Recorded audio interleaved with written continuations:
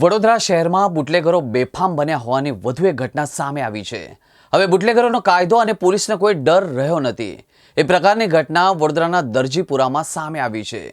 વડોદરા દરજીપુરામાં દારૂ કટિંગ સમયે એસએમસીએ દરોડા પાડ્યા હતા. મોડી રાત્રે પડાયેલા દરોડામાં પોલીસ પર બુટલેગરોએ હુમલો કર્યો.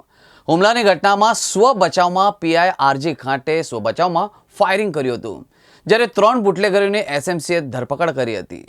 વડોદરા શહેરના દરજીપુરા વિસ્તારમાં દરોડો પાડવા ગયેલી એસએમસી એટલે કે સ્ટેટ મોનિટરિંગ સેલની ટીમ પર હુમલો થતા પીઆઈએ 2 રાઉન્ડ ફાયરિંગ કરવાની ફરજ પડી હતી. વહેલી સવારે દારૂના ચાલતા કટિંગ પર એસએમસીની ટીમે રેડ કરવા ગઈ તો બુટલેગરોએ પથ્થરમારો શરૂ કરી દીધો હતો. આ હુમલામાં એસએમસીના વાહનો અને કેટલાક કર્મીઓને ઈજા થઈ હોવાની માહિતી પણ મળી હતી. આ ઘટનામાં એસએમસીના પીઆઈએ સ્વ બચાવમાં 2 રાઉન્ડ ફાયરિંગ કર્યું હતું. આ મામલે એસએમસીએ 3 આરોપીઓની ધરપકડ કરી હતી, જ્યારે 8 આરોપીઓને વોન્ટેડ જાહેર કરવામાં આવ્યા હતા. હાલ આ મામલે આગળની તપાસ હરણી પોલીસે હાથ ધરી છે. ફાયરિંગ થતાની સાથે જ કુખ્યાત બુટલેગર જુબેર શફીક મેમણ સહિતના 8 શખ્સો ફરાર થયા હતા.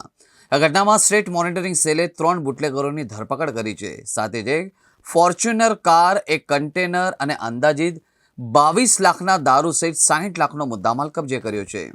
આ ઘટનામાં કુખ્યાત બુટલેગર જુબેર શફીક મેમણ સહિત અન્ય 8ને વોન્ટેડ જાહેર કરી દેવામાં આવ્યા છે. હાલ તમામ આરોપીઓ અને મુદ્દામાલને હરણી પોલીસ મથકે સોંપવામાં આવ્યા છે. આગળની વધુ તપાસ હરણી પોલીસે હાથ ધરી છે.